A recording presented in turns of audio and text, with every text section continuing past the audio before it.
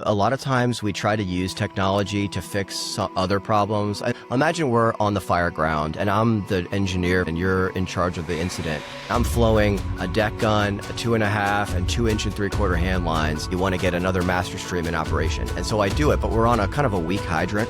So we're not getting enough water. I'm at the pump panel just hammering away to increase the pressure, which will not fix the problem. Because pressure is not the problem in that scenario. The problem is volume. You don't have enough water to flow all those lines. So increasing the pressure will not fix the problem. And I think a lot of times we fall into that same trap with technology. We'll have a lack of systems, and we try to correct for the lack of systems with technology. You're fixing the wrong thing. It's not a pressure problem, it's a volume problem. So very often, if we just look at what the actual problem is, it's a lack of systems. And technology may help, or it may exacerbate that.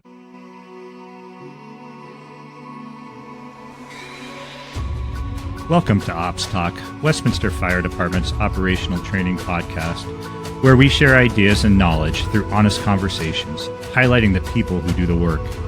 I'm Eric Linnenburger, Deputy Chief of Operations. While built as a resource for our members, we invite the greater fire service and the community to be part of the conversation.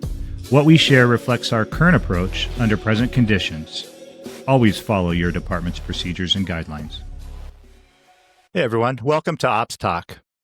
We're full of great ideas in the fire service, but turning them into action is where we often struggle. Today we're going to explore how members at all levels can move projects and ideas from concept to reality and advance our organizations.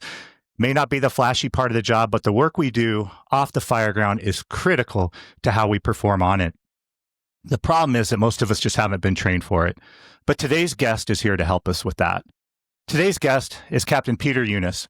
Peter is a project management professional and host of the Project Command podcast, which explores project management in the fire service. He brings a unique perspective on how proven project management practices can transform fire department operations, helping leaders at all levels turn ideas into action and actually get things done. Peter has over 14 years of experience in the Henrico County, Virginia Division of Fire, currently serving as the executive officer, where he leads critical planning initiatives and coordinates work across divisions.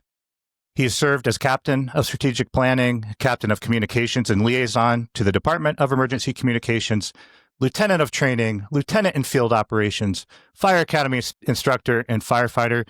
Peter brings a deep and unique perspective, balancing formal education, training, and administrative knowledge with actual fire service operations field experience. Peter, welcome to Ops Talk. Wow. Thank you. And that was a very, very kind introduction. I really appreciate you saying all that and very excited to be here. Love what you're doing with this podcast. I've been really looking forward to this conversation. You and I have been talking for a bit, was lucky enough to come on your podcast, and we had a great conversation there. So we're going to talk about the podcast here in a bit, but really love to get into, just kind of your path in the fire service and how you got into project management and your position currently at Henrico. Yeah, well, I'd love to tell you about it. So, and thanks again. So my path, to kind of take a step back, I grew up in the Northern Virginia area, so just outside of Washington, D.C., and being a firefighter was all I ever wanted to do. I mean, I can't remember a time in my life when I wanted to do anything other than be a firefighter.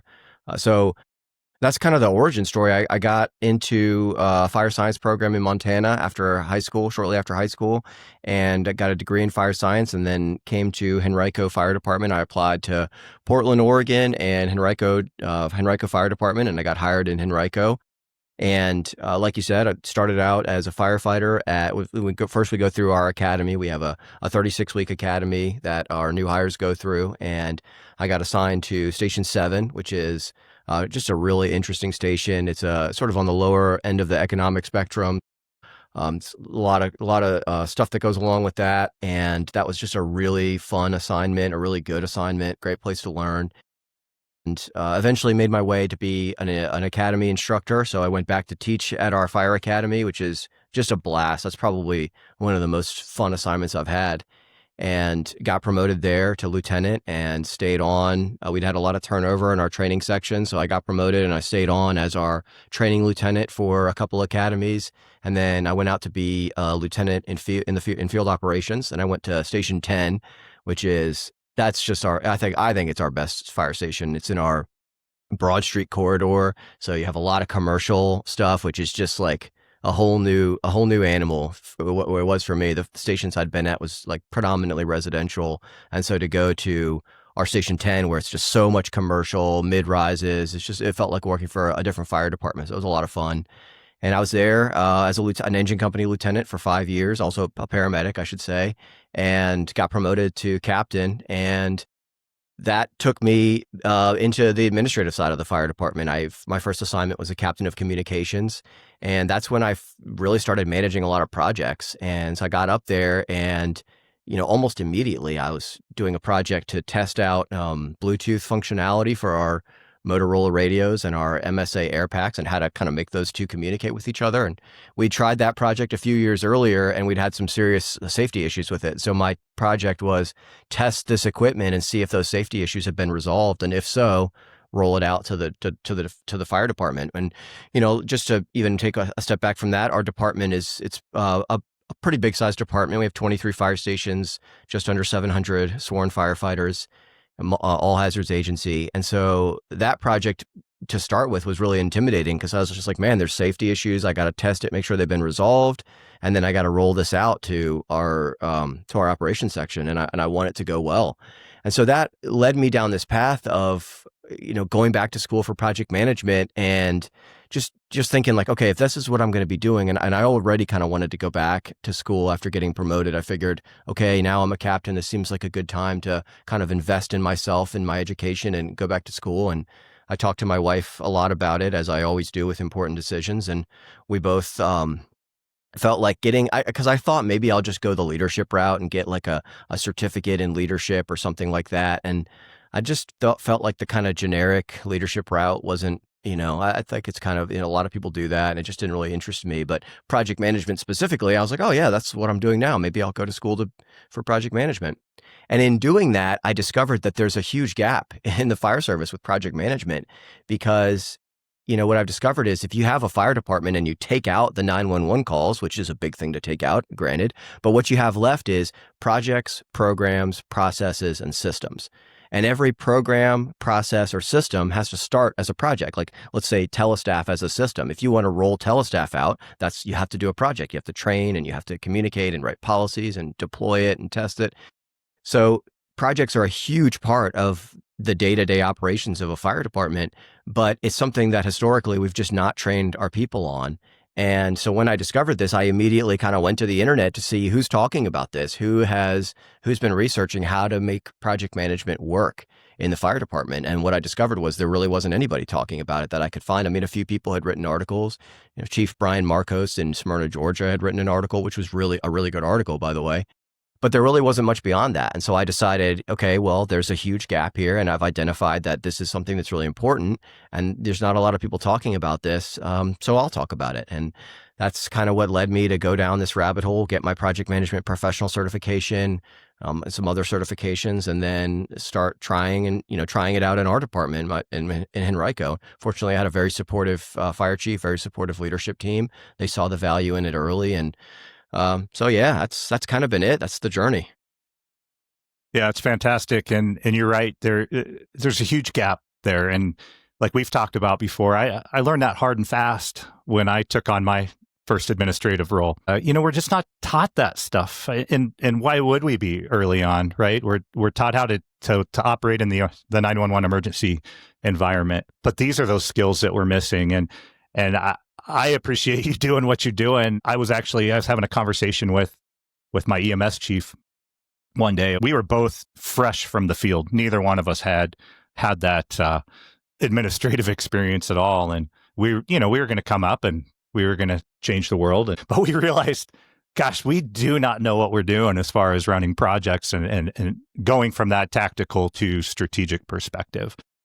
So I was telling him that, and then I swear the universe does what the universe does. And like the next day I came across your podcast, and just really, really like what you're doing with it. And it is filling that void.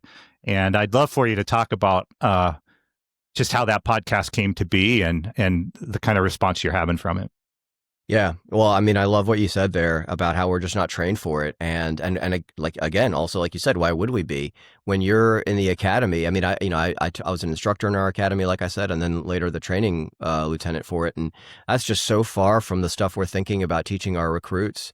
And even in officer development, I've gone through a bunch of different officer development classes. Some were mandated by our HR, others were ones I chose to go to. And I don't remember it ever being covered. I think that there's a direct link between a department's ability to manage projects and their ability to deliver for their community and their workforce, because everything we do that's important has to start as a project. If you want, new turnout gear for the folks in the field, that's a project. If you want a new ladder truck, that's a project. If you don't like telestaff, it doesn't work for you and you want to replace it, that's a project. And so you have to get good at deploying things.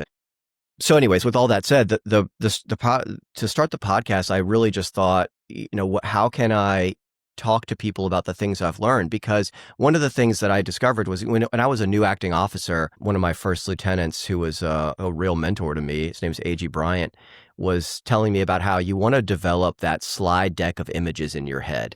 And you'll go to fires, you'll go to a smells and bells call or an extrication or whatever, and every call is going to be different, but you'll see similarities and you'll say, okay, well, this fire, obviously it's going to be totally different from all the other ones, but this looks like another fire I went to. And so you can kind of pull from that mental set of images that you have.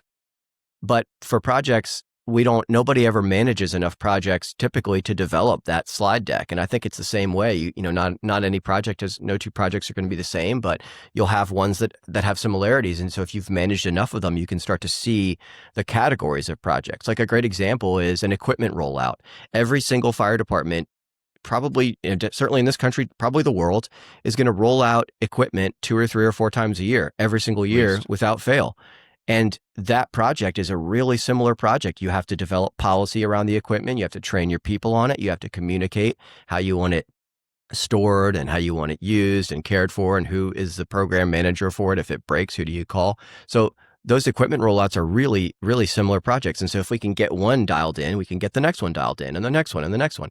But I don't think people have had enough opportunities to work with projects, so maybe they don't see that. And so my goal with the podcast was, I'm going to take the things I've learned through my formal education in project management, but also through the now, 2 or 3 or 4 years, I've been experimenting with different styles of project management and different, teams, different ways to put a team together and see what works. And I've learned a lot of valuable lessons, some through success and some through failure. And I just wanted to share that with the fire department, because I'm utterly convinced there should be no secrets in the fire service. I think sometimes we forget that we're not working for the CIA, and we try to keep things close to the chest because we feel like it's a trade secret. There shouldn't be any trade secrets in the fire department. So if I've learned some things that can help departments deploy equipment better or open fire stations better or spec ladder trucks better, I want to share that. And so the reaction, I think it's been really positive. I've had the chance to talk to a bunch of different fire service leaders and ask them, what are your challenges? What are you struggling with? And also, what projects are you running right now?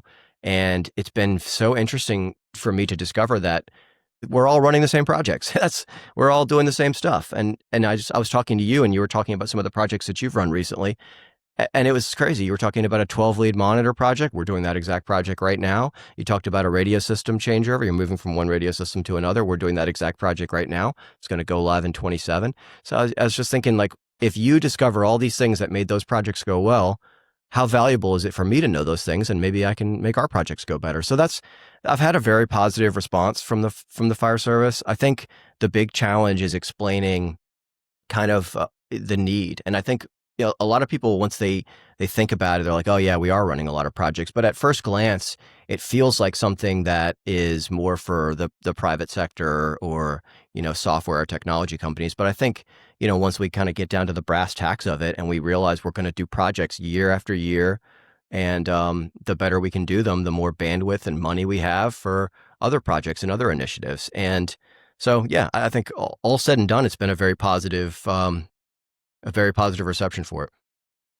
Yeah, you're definitely filling a void. And I think what maybe some people wouldn't understand is if they have been in the field, and this podcast is very, very centered on operations work, but this is operations. This supports operations, and not every fire department is going to have the benefit of an executive officer position like you're currently in that can really focus on these things, but we're all still doing the things that you're talking about. And I really feel like it's something we struggle with. We get the thing out there, we get the piece of equipment out there, but we don't create the support for it to make it completely successful. And so I'd love to talk a little bit about how these projects and how taking these ideas to full implementation is still well within the operations realm. I think that it's not just reserved for that executive officer. It's not just reserved for the deputy chiefs in the department. It's what we do every day. Would you be able to talk about some of the projects that really do matter to operations and can really make or break our success in the field? Yeah. Well, you're 100% right about that. And so many projects get run out of operations, sometimes because they have to, and sometimes because that's where the people that are best positioned to run those projects happen to be. So, I think the best example is training projects. And even to think of training as a project. And so what I mean by that specifically, and this is a project I used to get all the time as an engine company lieutenant, is put together next month's multi-company training. We have 3 districts in my fire department, east, west, and north. I've been at 3 different fire stations, all on the north side. And often, and now at Station 10, we have a ladder truck and an engine company there. And so myself and the other lieutenant, the ladder company lieutenant, we would design training for 8 fire stations. So that's how many, we have eight companies in the north. So it's 8 engines, 3 ladder trucks, and a heavy rescue. Together multi-company training, either a high-rise training, and it would be an AM and a PM session, and we'd have to factor in lunch, and we'd have to factor in travel times and what specific training we wanted to get done, how will we keep track of the training, and all that kind of stuff. And so when you really think about it, that's kind of almost definitionally a project. And to take a step back, the definition of a project is a one-time endeavor designed to create a unique product or service. And so when we think about it kind of from that perspective, putting together that training that you're going to just do that one time with those companies is a great example of a project. And I think having our people in operations, they don't have to go all the way down the rabbit hole on managing a project and write all these, fancy elaborate documents, but they just have to know the kind of basics of how do you structure that work. If someone gives you that assignment and they say, put together multi-company training for 8 fire stations, how do you do that? How do you get the information? How do you get the requirements? How do you develop a scope? And how do you put all that together in a timeline? And so I think those kinds of projects get run out of operations all the time. But another thing that I think we miss a lot in the fire service is very often the person running a project is who we perceive as the subject matter expert. And so what I mean by that is, let's say we have a project to put out a new 4-gas monitor. And you're putting you as the operations chief are putting that project together.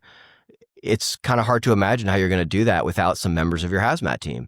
So you'll have some people from hazmat on that project team, and maybe they'll even be running it. Maybe you'll even go to the captain of your hazmat station and say, hey, this is your project. I need you to review different 4-gas monitors, pick the one that we want, go through an RFP process, purchase them, train the people on them, roll them out, write policies for them, and communicate it.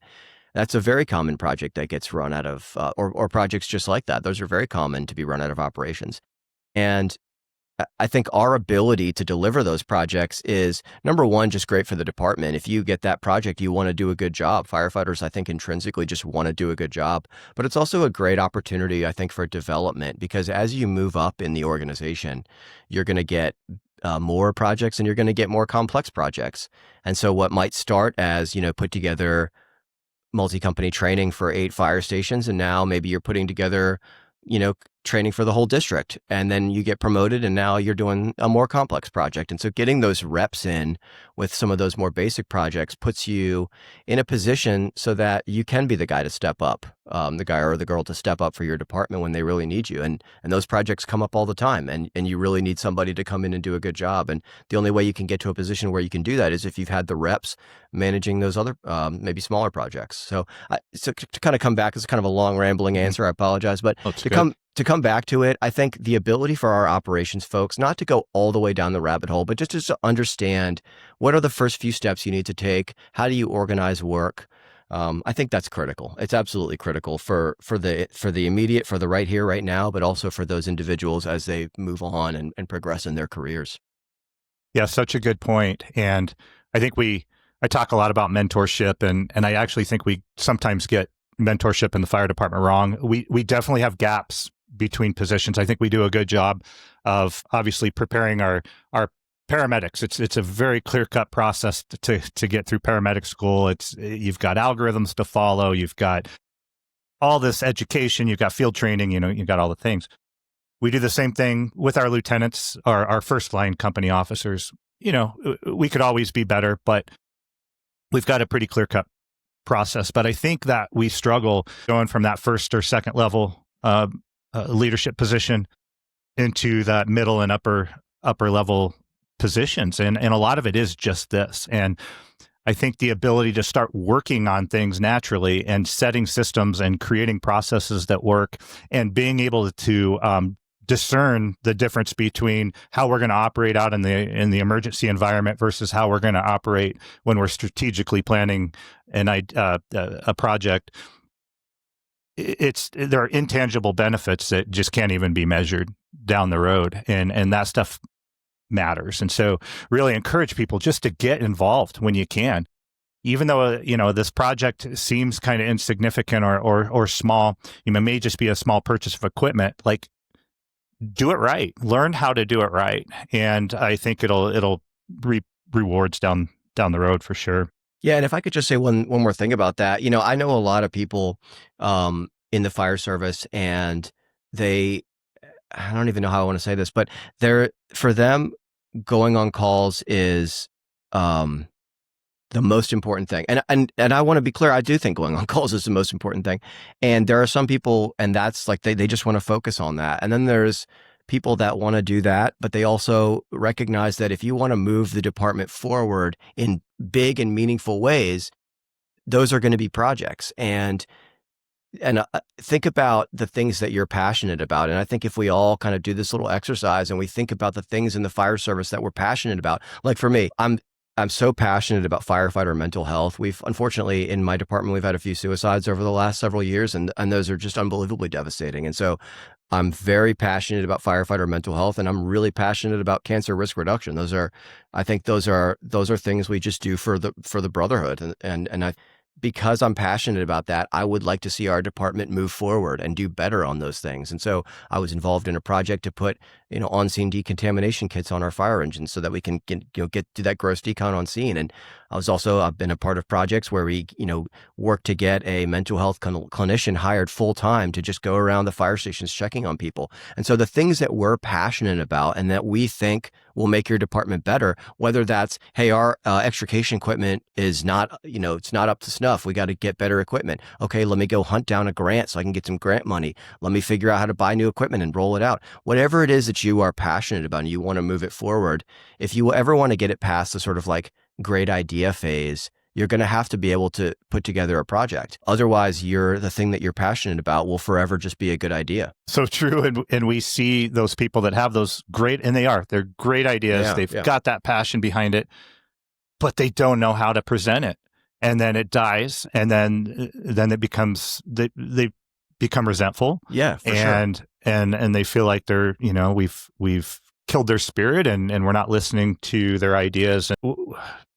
Learning project management and how to attack these things strategically will not only help with the long-term success of it, but it also helps you to present it. Maybe this is a good time to start talking about just some of the basics of project management. How can our people, especially at the operations level, be successful by utilizing some of those key components of good project management? That's a great question. I mean, that's such a great question because just like with ICS, if you go to a kitchen fire, you're going to use ICS, of course. You'll establish command. You'll be the IC. Maybe you'll have a safety officer and a fire group supervisor, but you're not going to build out the whole ICS structure. You won't have a logistics section. You won't have a finance section, and all that stuff. If you go to a plane crash, maybe you would do those things. But the point I'm making is that you have to scale ICS. Otherwise, it's too clunky. You don't want to do all those things on a kitchen fire. It's too much. Project management's the same way. You're not going to go all out on a project to build a roof vent simulator. You would just do the project management work that you need to do. I was always told, and I think it's totally true, that however the first 5 minutes of a fire goes, so too goes the rest of the fire. So if you have the ladder truck that gets a good spot in front of the house, and the first in engine gets a good water supply over the radio, and then they fulfill that water supply, and then the first line gets off the engine and to the front door in a timely manner, whatever else happens, there's a pretty good chance that fire's going to go well. Not always, but if you can do those few things, pretty good chance that fire's going to go well. And on a project, it's the same way. If you get the first few things done well, it's a pretty good chance that project's going to go well. And so the first few things that you should always do, I run almost every single project the same way in the beginning. Now they're different in the middle, but every project should pretty much start the same way. And that is step one.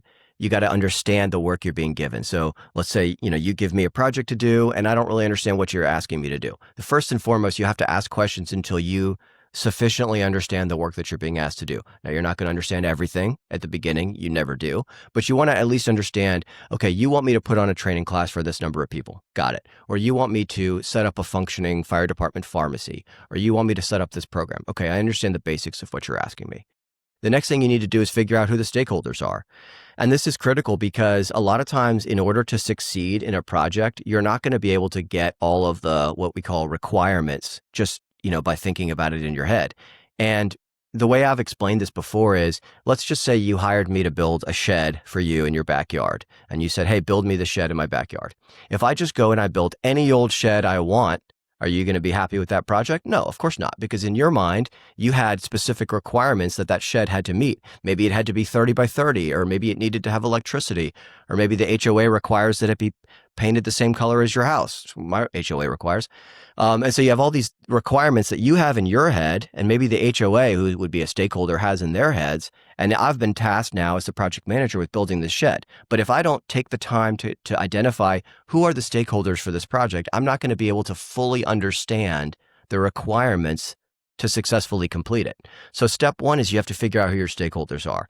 And that can be a challenge, but just think about it like this. Who has skin in the game? If you're rolling out a new piece of equipment, I can guarantee you that touches your logistics section. They're going to be a stakeholder. There probably is going to need to be a training element to it, so it's going to touch your training section. Things almost always impact IT, and I often say every project is an IT project just because that's the modern fire service. But IT will almost always be one. So you just think about which sections are going to be impacted and then picking the person that can adequately represent the needs of that section. So maybe it's your logistics captain, and he'll say, hey, that piece of equipment that you want, we can't order it. We have to order it from this company because we have a contract with them. Okay, fair enough. That's a requirement. The requirement has to be from this company. And your training section might say, okay, yes, but we can't start training until February because this is our training calendar and it's booked up. Okay, another requirement is training can't begin until February. So checking in with your stakeholders to figure out the requirements is absolutely critical. The next thing beyond that is you have to collect those requirements, which we already talked about a little bit, but collecting requirements is foundational because once you adequately understand the individual requirements, now you can put together a scope. So this is the way that it looks in my mind. Identify stakeholders, put together a shared document or some other way that you can work collaboratively. And then over the course of a week or two, have all those stakeholders and all of your project team members input all of those project requirements. And then I like to take that list of project requirements, and it'll be 10 or 15 or 20 individual requirements where once you've met all those requirements, the project's going to be a success. And then I like to drop them into ChatGPT or whatever your preferred AI model is, and make sure there's no, confidential information in there, and then drop it in there and say, turn these requirements into a scope document. And now you'll get a crisp scope document. So then once you have your scope document, you have to break that down because scope documents are definitionally high level. So part of the scope will be communicate this to the department. So you want to break down your scope into actionable, like bite-sized pieces of work that you could assign to somebody else. That's how you know they're broken down enough. Could I take this and give it to somebody on my team and say, do this? So back to the scope, if we have communicate this with the department, I can't take that and say, hey, go communicate with this to the department. So I need to break that down. So now I'm going to say, write a firewall email, put a 1-paragraph excerpt in our department newsletter, and get it to our communication specialist, so we talk about it in the next chief podcast. Those would be, if I break that scope down into activities lists, I can communicate to the department, and I can break it down into those 3 activities. And so you do that with your whole scope. You break it all down, and so that it's all bite-sized. And what you'll end up with is a great big giant activities list. And it'll have, 30 or 40 or 50 activities, like a to-do list. And if you were to do everything on that to-do list, the project is done. So you take that activities list, and it's going to have, 30, 40, 50 things on it. And then you're going to turn that into your schedule. So when does the project start? Well, you gave it to me on January 1st. So let's just say it starts on January 1st. And then you say, hey, this has to be done by June 1st. Okay, well, now I know the outside limits of the project. I know that it starts on January 1st and it ends on June 1st. So now I'm going to take that activities list and I'm going to plug it in along my timeline. And I'll say, okay, what needs to come first? This. Okay, put that at the beginning. What's going to go at the end? That. Plug it in. And I'll plug in all those activities along my timeline. And now I have a timeline. I have a schedule. And the last thing you need to do is take your schedule and turn it into a budget. So you go item by item. Okay, draft an email to send to the department. How many hours of overtime is that going to cost? Okay, do I need to purchase anything else? No. Okay, so that'll cost me this amount. And go down the line and estimate based off of the activity, how much is that each individual activity going to cost? Now you have a budget. So if you do those things, what you end up with is you end up with a stakeholders list. You end up with a list of requirements for successful completion. You end up with a scope. You end up with a schedule, and you end up with a budget. And in my mind, that's the equivalent of the ladder truck gets to the front of the house. The first in engine gives a good water supply and gets that first line to the front door in a timely manner. That's the first step to doing any project. If you do those things, there's a really high likelihood your project will be successful. I really like how you break that down. And for anybody that is interested, and I highly, highly recommend it, go to the Peter's Project Command podcast. He has episodes on really all of these things. And I think you have one episode just on scope because it's so important, but it is so scalable. Like you said, you don't go into the depth you might go into, say, for a multi-million-dollar budgeted project as you would for a training prop or something like that. And so exactly. all scalable, but start yourself off on the right foot. Well, and I'm sorry, can I just say one more thing about that? Let me distill all that down to one sentence. When you start a project, you have to define success. You just have to define what success looks like, because a lot of times you'll work really, really hard on a project, and at the end, you'll show it to, what's called your project sponsor, and that's the person who's authorized the work, on whose behalf the work is being done. You'll show them the work that you've worked so hard on, and it's not what they had in their mind. And so now there's a frustration that's been, now you're both frustrated because you've worked very hard, and it's not what they wanted, and it's not an indictment on your work ethic. It's just that you didn't get on the same page at the beginning of the project and say, first, define the problem, because a well-defined problem is half solved. So first define what is the specific problem that we're trying to fix. And then if we do fix this problem, what exactly does success look like? What would you need me to do specifically so that you could say, great job on this project? Just do those two things and you're already on the right track. Yeah, very good. Let's talk about what goes wrong with these projects. What do you typically see within your own organization, but especially in talking to others? What are some of the common problems you see out there? Yeah, the first one I'll talk about is scope creep. And this is a big one in the fire department, because once you get a project going and you put together a team and you identify your stakeholders and you have a plan and you have money allocated and you're rolling, people will sense that and they want to get their stuff done as a part of your project, which is totally understandable. So you'll hear things like, hey, while you're doing that, can you also do this? Or, hey, since you're adjusting the CAD recommendations for our ladder trucks, why don't you also do it for our heavy rescues? Just because they're very similar. So just while you're in there, why don't you do that? And very often this happens. And so your scope will continuously expand, and it'll be just another, hey, while you're in there, do this. While you're in there, do that. And then the next thing you know, the scope of your project has ballooned out so much that it'll either take, significantly longer than it was supposed to, or maybe you just won't get it done at all. So The reason it's important to make a scope is so that you can then protect that scope. You kind of have to speak up and protect your project. And so that may involve some conversations with your project sponsor where you just say, hey boss, if we do all these things, I'm just not sure we can get this done by the deadline. And so you have to protect your scope. First, you have to build your scope, then you have to protect it. But another thing that I see, and this is probably a little bit more of a macro view on it, I just think that organizations try to take on too many projects, and there's not a good filter for what should be a project and what needs to wait. And the problem with that is your resources are finite, and sometimes it's not even the resources that we see. Like sometimes it's not about budget dollars, it's about the amount of hours that somebody has to work on it. Like for example, IT. If you're trying to roll out a piece of equipment and it's going to take 10 hours of IT bandwidth and they don't have 10 hours of IT bandwidth and you've forgotten to, check in with them, then your project's not going to succeed. It'll die on the vine. And projects that die on the vine are the worst kind because they suck up resources and then they never get anything done. And they also totally disenfranchise and demoralize the project team. And I think we've all, well, maybe not everybody, but I've definitely been a part of projects where they were just a bridge to nowhere. And you work really hard and you put your blood, sweat, and tears into something, and then the project just goes absolutely nowhere. And then it just kind of makes you want to not do any more projects. Like, I'm not going to waste my time if that's how this is going to go. So it's really damaging to have a project die on the vine. So the way to think about it is instead of starting 30 projects and finishing 10, maybe we should start 15 projects and finish 15 projects.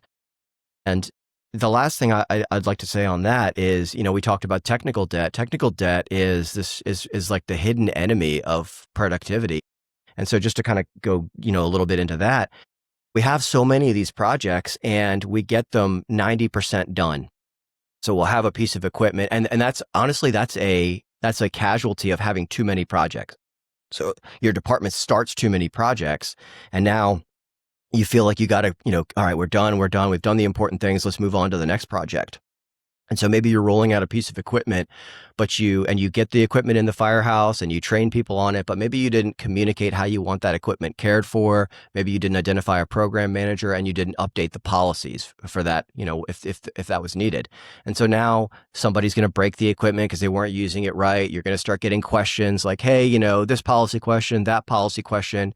Then someone's going to have to send out a division-wide email. Hey guys, this is how we want you to plug this thing in or take care of it or whatever. And now imagine that's for every project you do. Every single project that you get to 90%, there's going to be technical debt, which is what that last 10% is called, that's going to accumulate. And it's going to generate this slow trickle of work that comes in from unfinished tasks. And if you do that project after project, year after year, you end up with a great big giant pile of technical debt. And then it creates a drag on your team. And now instead of working on the things that they want to be working on right now, they're addressing issues from the projects that they thought were already done, but they're not. They're 90% done. And so I see a lot of that. And I've talked to a lot of different people throughout the fire service, and they all say, oh, yeah, we have a lot of that going on in their department. We do in my department. And that is a very insidious issue because, one, it creates this feeling of we're drowning in work. We have all the projects we're working on now, but I also feel like I can't get rid of these projects that I thought were done. So it creates this sense of disorganization, like we're drowning. And then it also slows down all of the work exponentially that you're doing. So those are just some of the kind of the big ones. Oh, and one more thing I'll say, just lack of communication with stakeholders, not adequately checking in with IT or with budget or people that are going to make or break a project. Like if you don't talk to budget and they don't have the money for your project's going to fail. And if you need something from IT and they can't give it to you, it's probably going to fail also. So not checking in or adequately identifying stakeholders and not communicating with them enough. The stakeholder piece can't be overstated. I mean, I see it all the time where we get so excited. We are the experts in that piece of equipment. And so we think we know how it needs to be done, but we don't bring the right people to the table. And we end up cleaning up afterwards, or we end up having a bunch of hurt feelings. We end up pointing fingers. Totally. And we could, especially on the IT side, those of us that don't have, if you're working for, in our case, a municipal department, your county, we're sharing resources a lot of times. So our IT resources are IT resources for the whole city. They're not in our office. And same for us. Yeah, we have to anticipate those things. And you bring them into the room and make them part of the conversation, and they start to help you champion that project as well. Yeah. But I love the technical debt piece. And, we've talked about it quite a bit offline, and it happens everywhere. And it just feels like this burden that continues to build as well. Totally. And maybe we should all make it our New Year's resolution to just go in and not take on anything new and just chip away at that technical debt over the first couple months of the year. I honestly, I believe in that. I do, because, what you find is you start, and there's this concept that the debt snowball, where you pay off the smallest debts first. So you find that piece of equipment that you rolled out where all it really needs is an email to get sent out saying, do this, don't do this. This person's in charge. Call this person for a replacement or repair.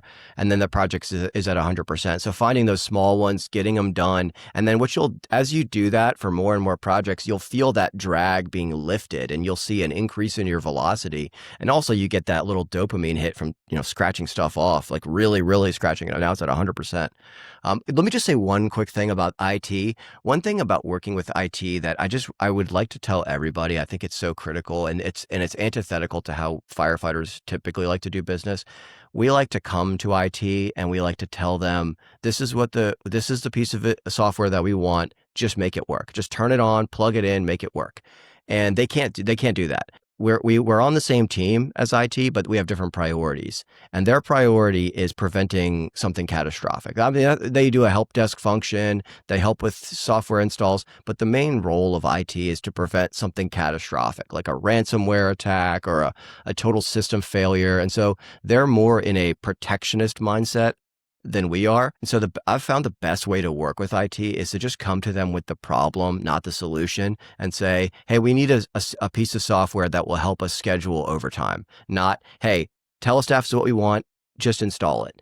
Just come to them and help, and let them be part of the problem solving side of it, not just take this and do it kind of thing.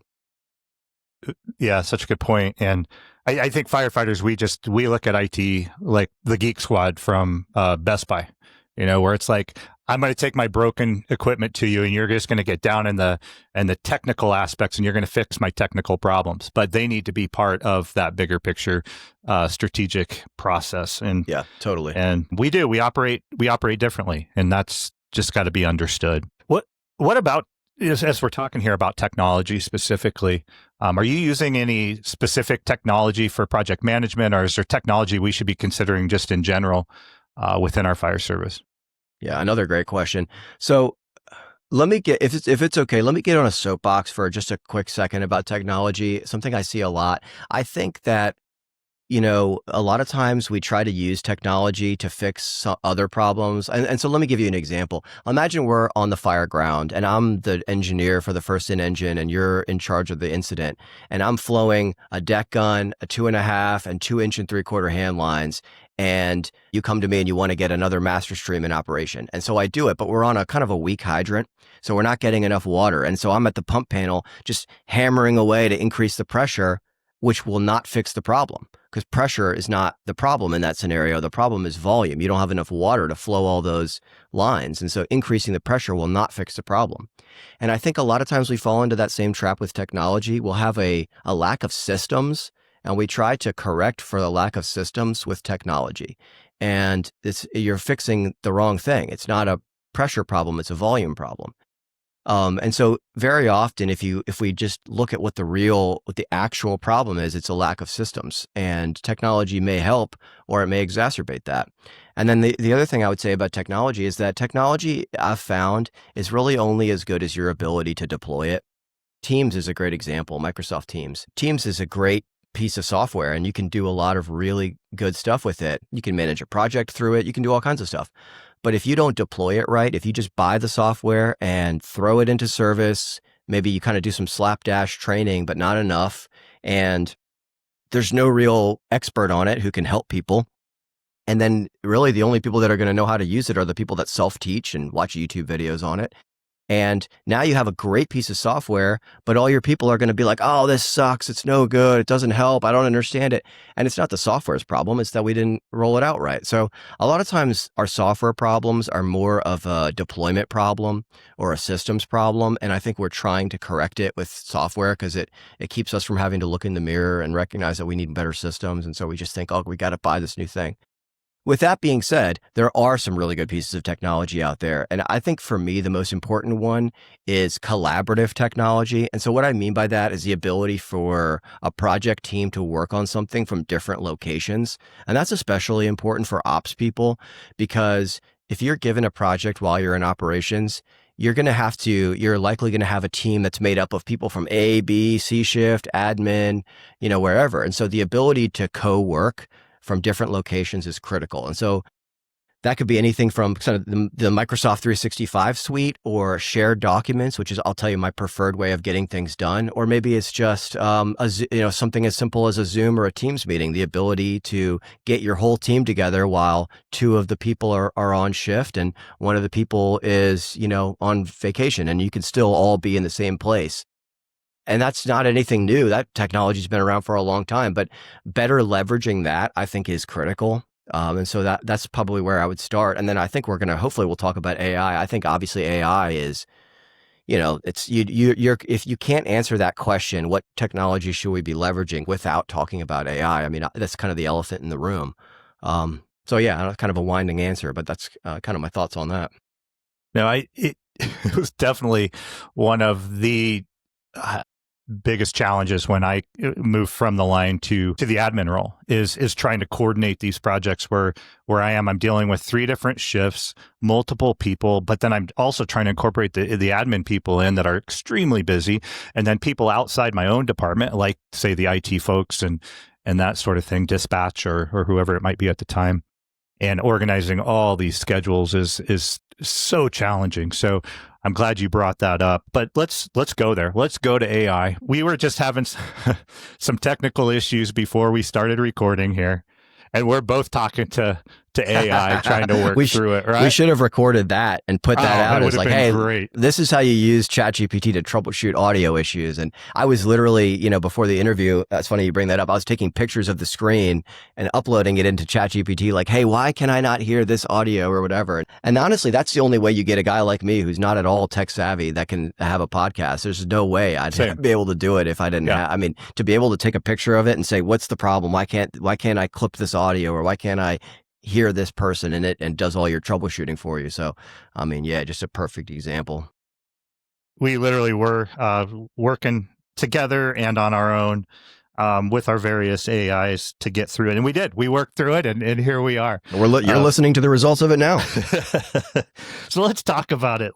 What are you seeing, and how are you seeing AI being a benefit to the fire service? I mean, it's pretty obvious on the administrative side, but I think even on the operations side, there are some things that we can really leverage when it comes to AI. How are you using it? Yeah, there's a lot of different directions to go with this. I think before I say that, I'd just like to say that I think there's a lot of concern and trepidation about AI, and on a lot of levels. From the sort of administrative level, we're worried about, does it go too far? Does it cross the line? And I think from an operations level, people they're a little bit unsure of what the policy is. They don't want to get in trouble. AI is so incredible that a lot of times it feels like you're cheating. It's such a force multiplier that it feels like cheating.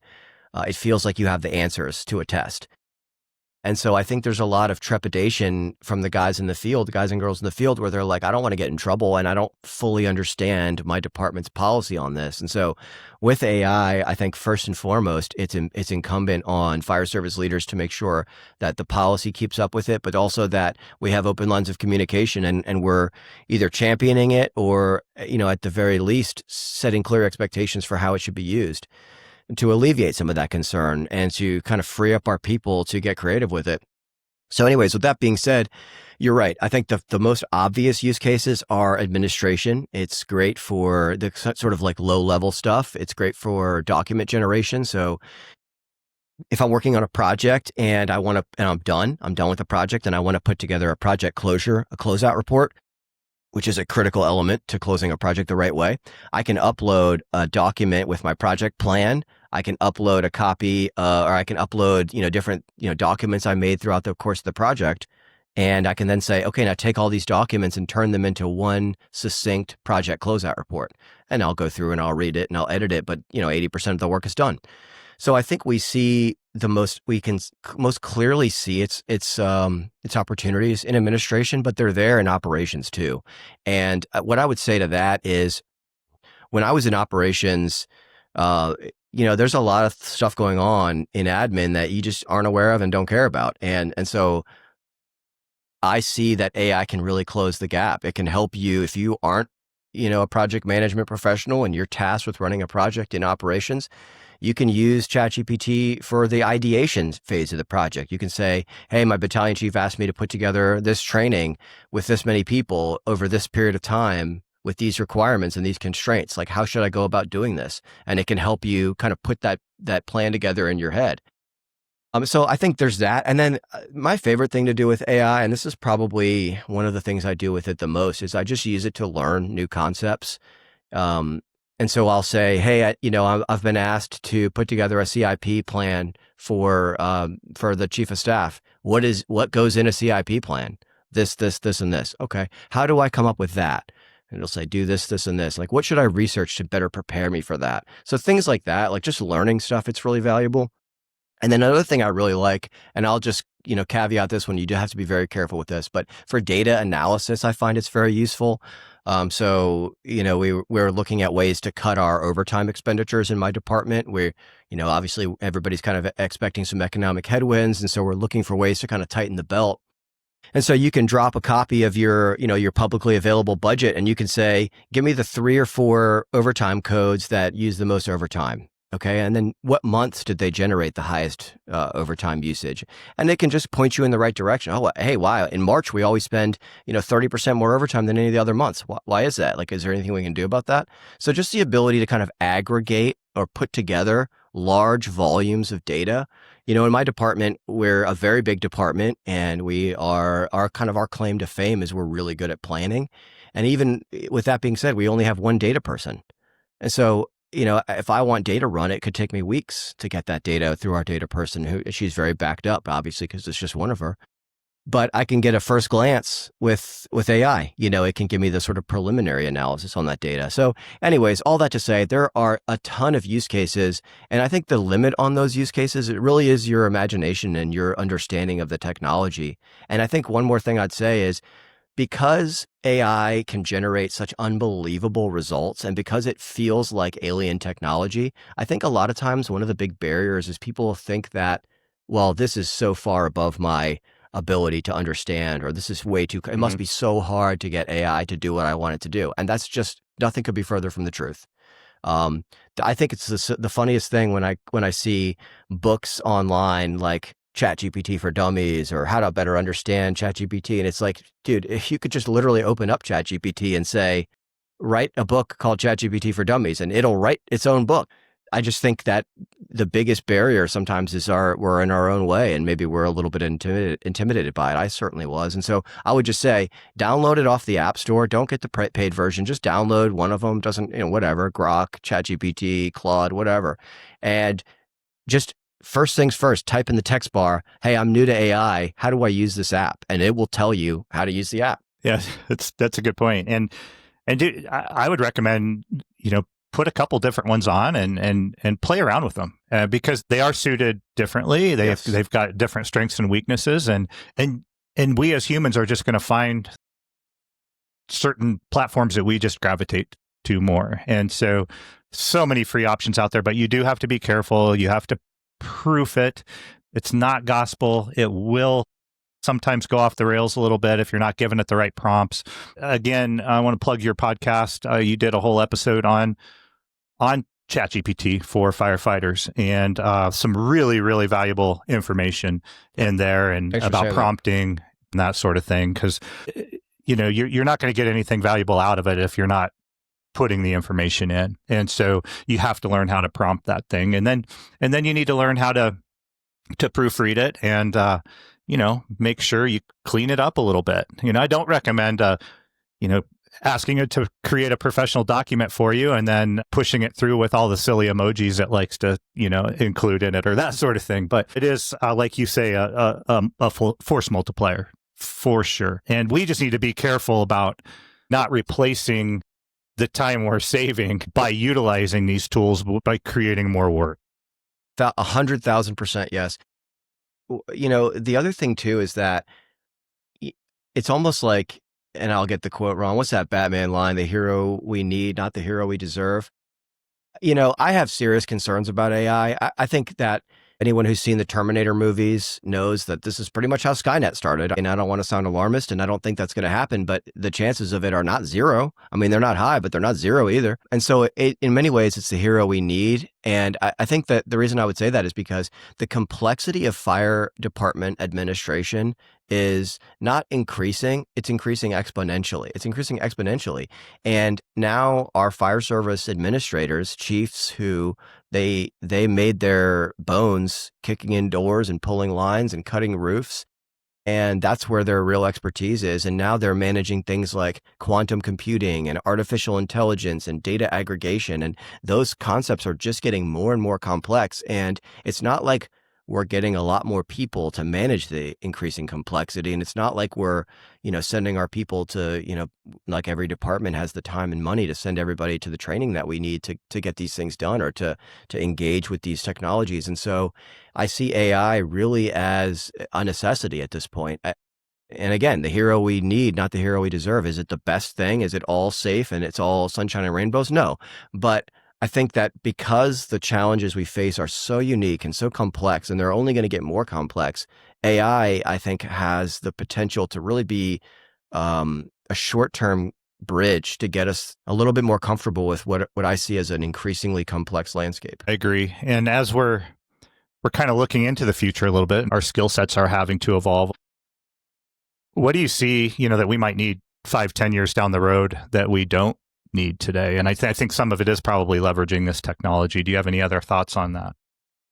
Technology is evolving so quickly. It's almost impossible to say, hey, 5 years from now, this will be the technology we're using for this. I think we could try, but I think it's evolving so quickly. It's very difficult. But what I would say is there are certain prerequisites that we're going to need to start providing to our workforce now, regardless of what the technology in 5 years looks like. I just pitched a project to our chief, which he's greenlit for a pilot.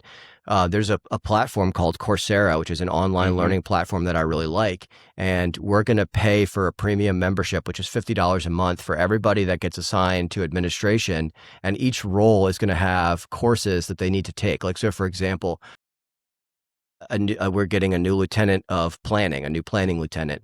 And the course that I would have him take is you need to take a course on understanding fire department data. So, you need to take one of these 3 courses, which are free with your Coursera membership. The reason I think that's so important is that really, regardless of what comes next, whether it's AI or quantum computing or advanced data analytics or advanced, collaborative technology, we're going to need to have some basic skills. We're going to need to have people who understand what good data is versus what bad data is. We're going to need to have people who understand project management.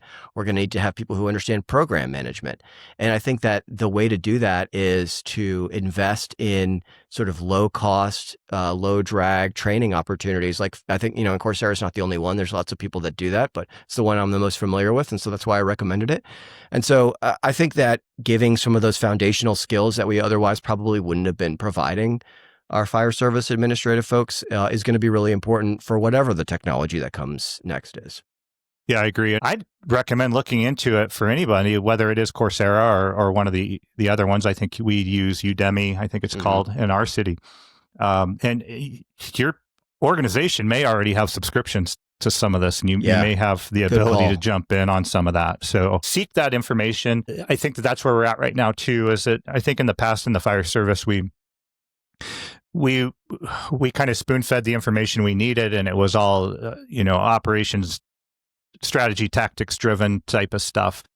And I think now it's becoming too vast, and it's changing too fast for us to keep up, for any organization on their own to keep up with it. So it really is incumbent on all of us individually to go out and seek that training that we need, or recommend that training, like you said, for your coworkers. And just one more kind of final thought on that is sometimes you can't wait for your department to identify the training that you need. If I waited for my department to tell me to go get my project management background and education, I'd still be waiting right now because there's so much going on. A lot of times, nobody's got the bandwidth to be looking ahead, and sometimes you're in the best position to identify those gaps. And so from my vantage point, I was thinking to myself, here I am, a captain, newly promoted captain. I'm in administration and I have several projects that I don't really know what to do with. I think I should go to school for project management. And you may be in the best vantage point, or you may have the best vantage point to understand that. And so don't be afraid to kind of step out on a limb and explore some technologies that maybe haven't been standard in the fire service. And maybe you do kind of have to go out on a limb there and be the person that champions new technology or new disciplines of practice, like project management, for example. Agree completely. Get out there, seek it out, get what you need, and you might find that other people can benefit from it as well. So, Peter, as we start to wrap up here, I really appreciate you being here and just jam-packed full of good information and tangible, usable information for people. What keeps you motivated? Because as someone who has recently started a podcast myself, it's a lot of work. And what kind of keeps you motivated to produce Project Command and continue to advocate for better project management? Yeah, I actually really love that question. And it's kind of a cheesy answer, so I just hope your audience will bear with me. But I really feel a tremendous sense of debt to the fire department. I got hired when I was 23, and I had done live-in volunteer program in Montana. But I had my dad was it's called a biostatistician, basically a mathematician. And my mom was a college professor. She taught foreign policy with an emphasis on the Middle East and the Horn of Africa. And so that's the kind of stuff I heard about growing up. I didn't learn how to change oil in a car. I didn't learn how to weld. I didn't learn how to cook. And so when I got to the fire station as, a brand new rookie right out of the academy, they probably thought I was like an alien. They're like, what do you mean you don't know how to do any of this stuff? And so, I was at a firehouse with a bunch of, the youngest guy after me was 37 and I was, 23. And so I had people really take me under their wing and teach me how to change the oil, teach me how to, cook, how to balance a checkbook, and how to not spend my entire paycheck after 2 days and then be eating ramen noodles for, 12 days. And so at a time in my life when I really needed structure, the fire department was there for me and taught me a lot of the valuable lessons that, I may be the kind of person that I am today. And, that's how I met my wife. And so I just feel like the fire department invested in me when I really had nothing to offer. And I feel like now I'm in a position where I have this, I think this information is really valuable, and I think it can make a big difference. And I think that, the ability to manage a project is the difference between getting life-saving technology in service and not getting it in service. Or it's the ability to set up a mental health clinician so you can reach out to your people when they really need it, or not doing that. And so I feel that what keeps me motivated is I feel like this is how I can give back to the fire service that has given me, it's given me everything. And so I just feel a tremendous sense of loyalty, to Henrico Fire Department specifically, but to the fire service more broadly. I think it's a fantastic answer, and I relate 100%. I was the same. Came in as that young kid needing some direction, and boy, did I get it. And I just appreciate what the fire service has offered me, and really why I'm doing what I'm doing as well. Well, thanks, Peter. Just really appreciate you coming on. Thank you all for tuning in, whether you're watching this on YouTube or listening on one of the audio platforms. Really appreciate it. If you find benefit in what we're doing here, best thing you could do is comment, like, subscribe, follow the show. Really, really does help. And that way you won't miss any future episodes as well. If you have feedback on the show, please email me, opstalk.wfd@gmail.com. And we'll see you next time. Thank you so much for having me on, Chief. This has been a blast.